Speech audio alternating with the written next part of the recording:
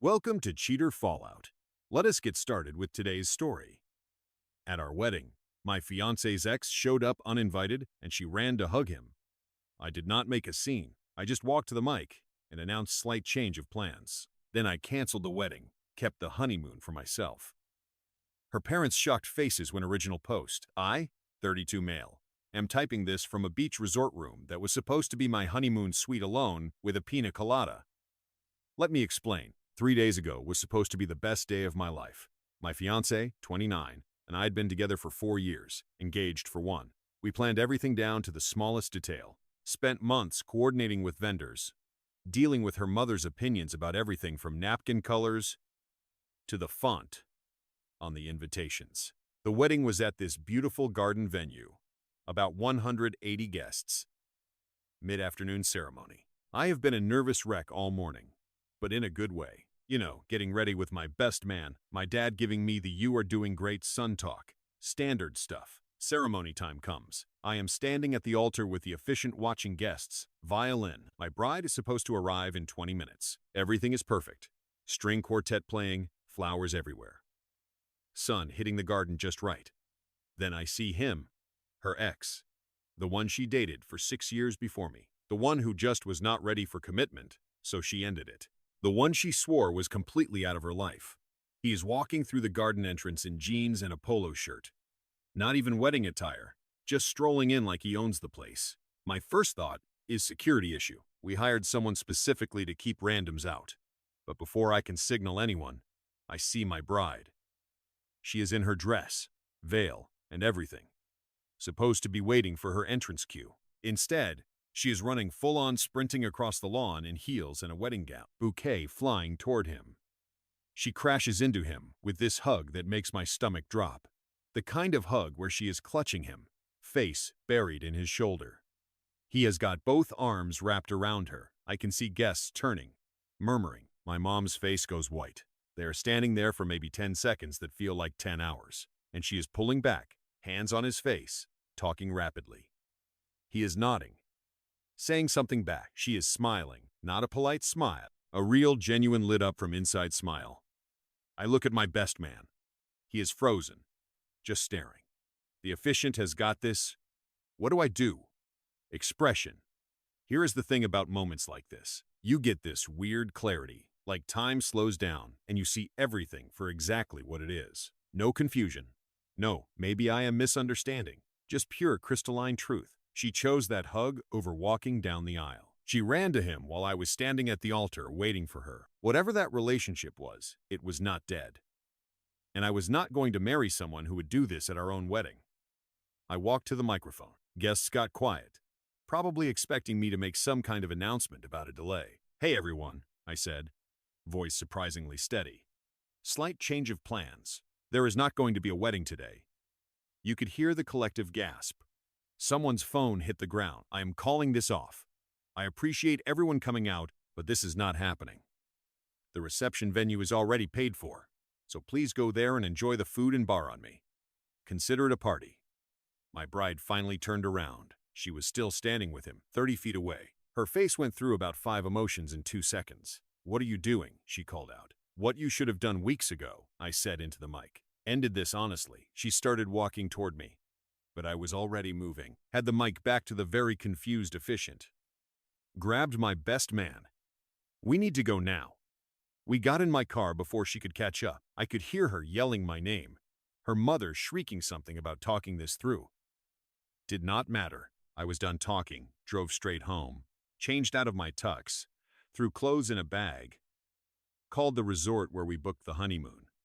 A week at this all-inclusive place. "I need to change the reservation," I told them. "It is just going to be me now. Can you switch it from the couple suite to a single room and refund the difference?" They were weirdly understanding. Maybe not the first time they dealt with this. "We could do that, sir. We are sorry for your situation. Thanks. I am still coming, though. Flight is tomorrow morning." My phone was blowing up. Her mom, her bridesmaids, even her dad. I silenced it all and finished packing. My best man stayed with me that night. Did not say much, just ordered pizza and let me process. Round midnight, I finally looked at my phone. 237 missed calls. 184 text messages, most from her. Please call. We need to talk. You are overreacting. He just showed up. I did not know. I can explain. Do not do this. Several from her mother. How dare you humiliate my daughter? You will regret this. We spent $40,000 on this wedding. You owe us a conversation, a few from mutual friends. Dude, what happened? Are you okay? She is losing it. I turned the phone back off, went to bed, woke up at 5 a.m., drove to the airport, and that is how I ended up here, alone at a couple's resort. Using both massage appointments, eating at the nice restaurants by myself, getting pitying looks from honeymooning couples. But honestly, I do not feel bad. I feel free, like I dodged something catastrophic. The phone is still blowing up, but I am only checking it once a day. She has moved from apologetic to angry to desperate. Her mother's threatening to sue me for the wedding costs. Good luck with that. Her bridesmaids are calling me heartless, but none of them can explain why she ran to him, why she hugged him like that, why she looked happier in those 10 seconds than I'd seen her in weeks. I got 6 more days here. Then I go home and deal with whatever mess is waiting, but for now, I am going to finish this drink and go snorkeling. Update coming when I get back. Update 1. 1 week later, back home. The mess is worse than I thought. First thing I did when I landed was drive to the apartment we shared. I've been paying 70% of the rent since she had been between jobs for the last 6 months. She had been working on her wellness coaching certification, which as far as I could tell meant posting inspirational quotes on social media. I texted her from the airport. I am coming to get my stuff. Be there or do not, but I am clearing out my things. She was there. So was her mother. So was her sister. And surprise, so was the ex. We need to talk, she said the second I walked in. She looked rough. No makeup, hair in a messy bun, wearing sweats. Nothing to talk about, I said. Started heading to the bedroom. She blocked my path. Yes, there is. You abandoned me at the altar. The audacity. The sheer audacity. I abandoned you. You ran into another man's arms while I was literally standing at the altar waiting to marry you. He showed up unexpectedly. I was in shock. I did not know what to do. You knew what to do. You ran to him while wearing a wedding dress while guests watched while I stood there like an idiot. Her mother jumped in. You humiliated our entire family. Do you know how many people were there? How many saw you just walk out? Yeah, about the same number who saw your daughter sprint toward her ex in her wedding gown. Her sister tried next. She made a mistake. She was overwhelmed. You cannot just throw away 4 years over one moment. Watch me. I moved past them into the bedroom and started packing. My clothes, my books, my laptop, anything that was clearly mine. They followed me room to room, pleading, arguing, demanding. Then the ex spoke up. This guy had been silent the whole time, just standing in my living room like furniture. Look, man, he said. I did not mean to cause problems. I just wanted to see her one more time before she got married. To get closure, you got more than closure. You got a hug that stopped a wedding. That is not fair. You know what is not fair? You showing up to someone's wedding uninvited in jeans to get your closure with the bride. My ex-fiancée started crying. Real tears, the kind that used to make him want to fix things. Not this time. Please, she said. I love you. Not him. He is nothing. It was just nostalgia. We can fix this. Postpone the wedding. Do couples therapy. Whatever you need. I do not need anything except my stuff and my name off this lease. The lease. Her mother's voice went shrill. You cannot just leave her homeless. I can, actually. My name is on the lease, but so is hers. She can stay, find a roommate, figure it out. Or she can move. Not my problem anymore. I had already talked to the landlord from the resort. Explained the situation. He had agreed to let me off the lease early given the circumstances, but she would have to cover the full rent or find someone to take my spot. Her problem, not mine. Finished packing my car. 3 trips. They stood there the whole time, cycling through anger, tears, and guilt trips. Final trip. I grabbed my TV and PlayStation. She tried to claim the TV was ours, but I had the receipt. My car, I purchased my TV. What am I supposed to watch Netflix on? She whined. Your phone is TV. Not my concern. As I was loading the last box, her mother played her final card. You know, we can sue you for half the wedding costs. That was $40,000. Your half is 20. I have been waiting for this. Pulled out my phone, opened my email, pulled up the contract with the wedding planner. See this signature line? That is your daughter's. And this one, that is yours. You both signed as the primary contacts and payment sources. I did not sign anything. I offered to contribute to the bar costs, which I did. $3,000 that I paid directly to the venue. But the main contract, that is all you. Her mother's face went from smug to pale. That cannot be right. You said you would help pay. I said I would help. I did. But I was not going to put my name on a contract for a wedding that could be called off. Guess my instincts were good. Should mention I had had this exact conversation with my dad 6 months ago. He had been divorced twice. Told me straight up, son, never sign your name to a wedding contract. Things can go wrong. Protect yourself. I thought he was being paranoid. Turns out he was being smart. Her mother looked like she might have a stroke. So, we are just out $40,000. You threw a party. Guests went to the venue, ate the food, drank the booze. You got what you paid for. Not my fault. Felt the main event did not happen. I got in my car. She ran up to the driver's window, banging on it. Please, just tell me why. Why cannot you forgive me? I rolled the window down 2 inches, because you made a choice in the single most important moment of our relationship, when you should have been focused on me, on us, on our future. You chose him. You ran to him. That tells me everything I need to know about where I stand in your heart. That is not true. I chose wrong in that moment, but I choose you now. Too late. Drove off. In the rearview mirror, I could see her collapse on the driveway. Her mother tried to hold her up. Her sister yelling something in my car. Been staying with my best man for the past 3 days while I apartment hunt. Found a decent 1-bedroom. Signed a lease yesterday. Moving in this weekend. She is still texting. The messages have gotten darker. Lots of you ruined my life mixed with I will do anything to fix this. Her friends are demeaning me on social media, saying I am cruel, heartless, throwing away true love over a misunderstanding. But here is what they do not get. It was not a misunderstanding. I understood perfectly. She was not over her ex. Maybe never would be. And I was not going to spend my marriage wondering when he would show up again. And if she would run to him the same way. Oh, and best part. Mutual friends who were at the wedding have been reaching out. Apparently, after I left and made the announcement, my ex and her ex were seen talking for another 20 minutes in the garden while guests awkwardly headed to the reception. Someone took photos. They have been circulating in the group chat. In one of them, she is still in her wedding dress. He has got his arm around her shoulders.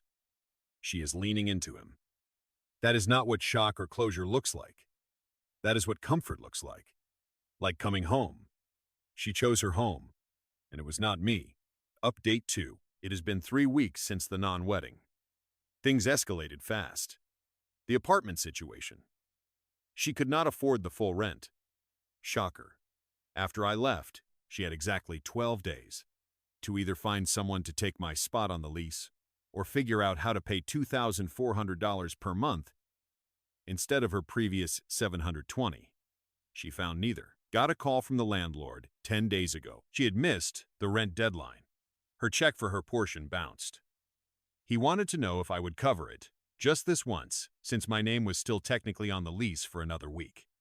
Nope, I said. I pay my early termination fee. She has got 6 more months on her lease. Her problem? She is saying you agreed to help her until she found a roommate. Never said that. Never agreed to that. She is lying. He sighed. That is what I figured. Thanks for being straight with me. 2 days later, I got a string of texts from her. The landlord had filed for eviction. She had 30 days. Her texts, you did this. You knew I could not afford this alone. How can you be so cruel? I have nowhere to go. Did not respond. Her housing situation stopped being my responsibility the second she hugged her ex at our wedding. The X factor. Turns out her ex did not stick around. Shocker Part 2. According to mutual friends, he left town 2 days after the wedding disaster. Told her he came for closure. Got it. Wish her well. She apparently had a full meltdown. Showed up at his hotel at 2 a.m. begging him to give them another chance. He told her he was engaged to someone else. Had been for 6 months. Just wanted to make sure she was happy before his own wedding. The irony. Cannot make this up. So, she blew up a relationship with me for an ex who was engaged to someone else and just wanted to check in. Outstanding decision-making. The family pressure campaign. Her parents went nuclear. Her dad called me last week. First time I had heard from him through all of this. "Son," he said, voice trying to sound reasonable, "I understand you are hurt, but my daughter's life is falling apart. She has got no place to live. She is depressed. She cannot eat or sleep. You were together 4 years. Do not you still care about her at all?" I did not care, I said, right up until she ran into another man's arms at our wedding. She made a mistake. One mistake. A mistake is forgetting to pick up milk. What she did was a choice. A public, humiliating relationship ending choice. You are really going to let her become homeless over this? She is not becoming homeless because of me. She is in this situation because she cannot afford an apartment she agreed to rent. She is an adult. Adults deal with their own housing. We raised you better than this. You did not raise me at all. You are her dad, not mine, and maybe you should have raised her better. Like teaching her not to run into her ex's arms at her own wedding. He hung up. 2 days later, her mother left a voicemail, way less friendly than her husband. "You are a selfish, vindictive little man. My daughter gave you 4 years of her life. For years, she supported you emotionally, made our house your home, introduced you to everyone we know. And this is how you repay her, by abandoning her when she needs you most. You are going to regret this. Mark my words." Deleted it. Not engaging the dirty tricks. This is where it got interesting. Last week, I got a call from my boss. There had been a complaint filed with HR Anonymous, claimed I have been using company resources for personal matters, specifically wedding planning during work hours. And I have been hostile and aggressive toward coworkers lately. Complete nonsense. I had used my phone for wedding stuff on my breaks, and I have been professional as ever. If anything, I have been quieter post-breakup, but nothing hostile. My boss knows me. We have worked together 5 years. He did not believe it, but had to investigate per policy. Reviewed my computer logs, talked to my team, concluded it was baseless, noted it as a false complaint. "Between us," he said, "this sounds like someone trying to mess with you. Be careful." Same week, I got a DM on social media from someone claiming to be my ex's friend. Said she had information I needed to see about what really happened at the wedding. Wanted to meet for coffee. Smelled like a setup. Ignored it. Then my car got keyed. Came out of my new apartment building Saturday morning to find jerks scratched into the driver's side. Deep scratches through the paint. Filed a police report. Building has cameras, but they did not catch the angle of my car. Cannot prove who did it. But come on. Not hard to guess. Insurance deductible is $500. The repair estimate is $1,800. So, she cost me money, even after everything. My response? I am done playing defense. Time to make things crystal clear. Talked to a lawyer. Explained everything. The wedding, the lease situation, the harassment, the keyed car, the work complaint. Asked what my options were. "Do you want to pursue damages for the car?" he asked. "Can I prove it was her?" Probably not. No footage, no witnesses. Then no. But I want her to stop contacting me. The texts, having her family call me, whatever her friends are doing. He drafted a cease and desist letter. Legal letterhead. Formal language. The works basically said, "Stop contacting me directly or through third parties. Stop damaging my property. Stop filing false complaints. Any further harassment would result in a restraining order and potential legal action." Sent it certified mail. She had to sign for it. The nuclear option. Here is where I went a step further. Her wellness coaching thing. Turns out she had been using my Netflix, Spotify, Amazon Prime, gym membership, everything. I kept it all active out of habit even after I moved out. Canceled it all last weekend. Every subscription with my credit card attached. Every membership with my name on it. She realized Monday morning when her morning meditation app stopped working. Got a text from her sister. "Seriously, you are canceling her apps?" "That is petty as fuck," replied. "Those are my subscriptions for me. She can get her own. She cannot afford her own. She has no money. Then she should get a job. Not my problem anymore. The gym situation. This is the best part. The gym membership was a couple's thing. $120 per month for both of us. After I canceled it, she apparently tried to sign up for her own membership. They ran her card, declined. Tried another card, probably her mom's. Also declined. She threw a fit at the front desk, claiming I had stolen her membership and demanding they let her keep working out there until she could pay. The manager, who I have known for 3 years, called me to verify. I explained the situation. He was sympathetic but firm with her. No payment, no membership. She posted about it on social media. Long rant about how I was controlling her access to self-care and punishing her for being human and making a mistake. Several of her friends commented with support. My friends commented, pointing out she ran into another man's arms at our wedding, and maybe she should focus on that instead of gym access. The post got messy. She deleted it 3 hours later. Update 3 final. It has been 2 months. Time for the final update because this chapter is officially closed. The eviction. She got evicted. Had to be out by mid-month.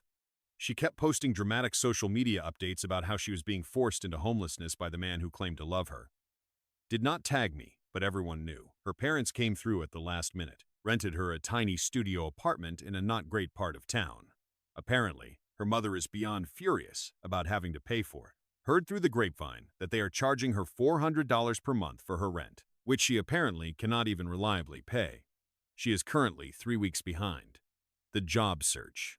Here is a consequence nobody talks about. When you publicly humiliate someone at your own wedding, people remember. She had been applying to jobs in her field. Marketing. Social media management. Started getting interviews. Then suddenly nothing. She could not figure out why opportunities kept disappearing. One of her friends who works in HR in the same industry eventually told her, people are finding her social media, finding the wedding disaster story. Mutual connections are talking. Nobody wants to hire someone with that kind of judgment and drama following them. She tried scrubbing her online presence. Too late. Screenshots exist. The story spread. She has basically become that girl who ran to her ex at her own wedding. She finally got a job last week. Retail part-time. $14 an hour. For someone with a 4-year degree and aspirations of being a wellness influencer. That has got to sting.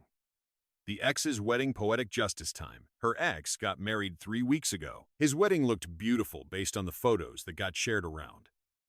She saw them, had another public meltdown, hosted a long Instagram story about toxic people and fake connections, and how some people do not deserve closure. Thinly veiled shots at him. His new wife apparently found the posts. Blocked her. Had several mutual friends block her too. So, she is now cut off from that entire circle. She texted me after seeing his wedding photos. I hope you are happy. You ruined everything. I could have had a life. Now, I have nothing. Did not respond, but I forwarded a message to my lawyer just in case. The lawsuit that was not. Her mother threatened to sue me for breach of promise to marry. Apparently, that is a real thing in some places. Old law about broken engagements. My lawyer laughed. That is in the 1800s. No court would touch it. Tell her to kick rock. Sent a response through my lawyer saying if they pursued legal action, I would countersue for the keyed car, harassment, and emotional distress, plus legal fees. Never heard about a lawsuit again. My life now, I am good. Actually, really good. Moved into my new apartment. It is smaller, but it is mine. Decorated it how I want. Got a dog, something she had always vetoed. He is a rescue mutt named Rocket, and he is the best decision I have made in months. Work is going well. That false complaint got noted as malicious in my file. If anything, my boss trusts me more now. Got a small raise last month. Started seeing someone new. Not serious yet, but she is kind, drama-free, and thinks the wedding story is insane. We laugh about it. She calls it the universe saving me. The money angle worked out too. Never signed that wedding contract. Saved me $20,000. Did not have joint accounts with my ex. Saved me from her overdrafts and spending issues. Kept the honeymoon trip. Best vacation I have ever taken. Total financial impact. Lost $3,000 bar bill. $500 car deductible, $200 lawyer consultation. Gain my sanity, my freedom, and the ability to walk away clean. Math works out. The message that changed everything. Got a text last week from her. New number. I am in therapy now, working on myself. My therapist says I need to take accountability. So, here it is. I was wrong. I was not over him. I did not handle it right. I hurt you badly. You deserved better than what I did. I am sorry. I do not expect you to forgive me or take me back. I just wanted you to know that I finally understand what I lost. I hope you are happy. First genuine apology I have gotten. 2 months too late, but at least it came. I responded. I appreciate you saying that. I hope therapy helps. But we are not getting back together ever. What happened at that wedding showed me who you really are. I am moving forward without you. Do not contact me again. She did not respond. I blocked the number anyway. Her sister tried one last guilt trip via email. You know, she is barely surviving right now, right? She cannot pay her bills. She is working retail. She cries every night. You could help her? If you wanted to. You have the means, but you are choosing to watch her suffer. I wrote back. She is suffering because of choices she made, not me. She ran to her ex at our wedding. She failed to manage her own finances. She harassed me and damaged my property. Those are consequences. Adults live with consequences. Stop contacting me. Blocked her too. What I learned, trust your gut. When someone shows you where you rank in their priorities, believe them the first time. Also learned, I am stronger than I thought. Walking away from 4 years is not easy. Watching someone spiral and not saving them is not easy. But sometimes the kindest thing you can do for yourself is let someone else's chaos be their problem. She wanted her ex. She ran to him. It did not work out how she hoped. That is not my fault. That is just life.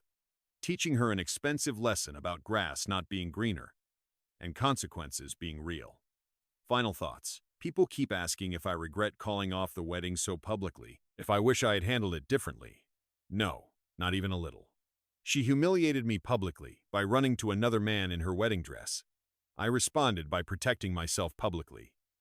That is not revenge. That is self-respect. Could I have been the bigger person and talked it out? Sure. And I would probably be married to someone who would spend our whole marriage wondering what if. Who would be texting her ex behind my back? Who would blame me for her unhappiness? Instead, I am single, content, and living a drama-free life with my dog and a woman who thinks wedding crashers belong in movies, not real life. I will take that over fixing a relationship that was broken before we got to the altar. To anyone reading this who is wondering if they should ignore red flags or work through obvious betrayals, do not. Life is too short to marry someone who runs to someone else when you are standing right there waiting for them. She made her choice at that wedding, and I made mine. No regrets. Time to actually move. Thank you for watching until the very end. Wishing you happiness, peace, and a wonderful day ahead.